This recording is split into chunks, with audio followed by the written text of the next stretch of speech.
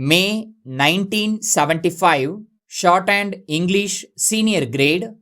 Get ready for the dictation. 10 seconds. 5 seconds. Start. Friends, I am emboldened to address you in this intimate fashion because of the friendship and hospitality which you, the citizens of the United States, have showered upon me. I have come to your great country on a brief visit at the gracious invitation of your President, whose humanity and whose distinguished and devoted services to the cause of peace have won for him a unique place among the statesmen of the world. I am happy to be here, and my only regret is that I can only stay a few days and have no prior opportunity of meeting many of you personally. 5 years ago, a professor of an American university visited me in Delhi and gave me a gift which I have treasured very greatly. That was a mold in bronze of Abraham Lincoln's right hand. It is a beautiful hand, strong and firm and yet gentle. It has been kept ever since on my study table, and I look at it at every day, and it gives me strength. This may perhaps give you some idea of our thinking and our urges in India. For above all, we believe in liberty, equality, the dignity of the individual, and the freedom of the human spirit. Because of this, we are firmly wedded to the democratic way of life, and in our loyalty to this cause, we will not falter. Nearly 7 years ago, we constituted our country into a republic and gave to ourselves a constitution based on these principles and guaranteeing the fundamental human rights of freedom of the individual, equality of men, and the rule of law. 5 years ago, we had general elections in our country for our central parliament as well as for our state assemblies.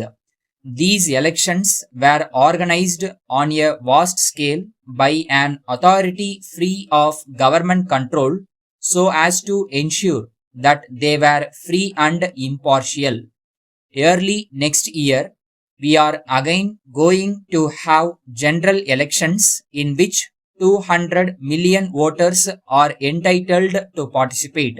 You will realize the vastness of these elections when I tell you that there will be 1,200,000 polling booths so that no voter will have to go too far to vote.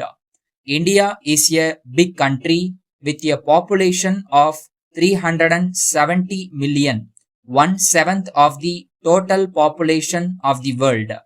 It is a country rich in history and tradition, with a civilization nearly as old as recorded time, and a culture nourished on its own soil and blended happily with those of other peoples and of other lands. This year, we celebrated in India and in other countries the 2500th anniversary of a very great son of India, the Buddha, who gave us the message of peace and compassion. Through the centuries, India has preached and practiced toleration and understanding and has enriched human thought, art and literature, philosophy and religion. Her sons journeyed far and wide, braving the perils of land and sea, not with thoughts of conquest or domination, but as messengers of peace, or engaged in the commerce of ideas as well as of her beautiful products. During these years of history, India has experienced both good and bad, but throughout her long history, she has remembered the message of peace and tolerance. In our own time, this message was proclaimed by our great leader and master Mahatma Gandhi, who led us to freedom by peaceful but effective action on a mass scale. 9 years ago, we won our independence through a bloodless revolution in conditions of honor. From the zonal manager, Indian Oil Company Madras, to all distributors and dealers in Tamil Nadu. Dear sirs, as you may be aware, we have been contemplating for some time past a reduction in the price of kerosene locally available and have also to some extent raised the hopes of the consumers for early relief.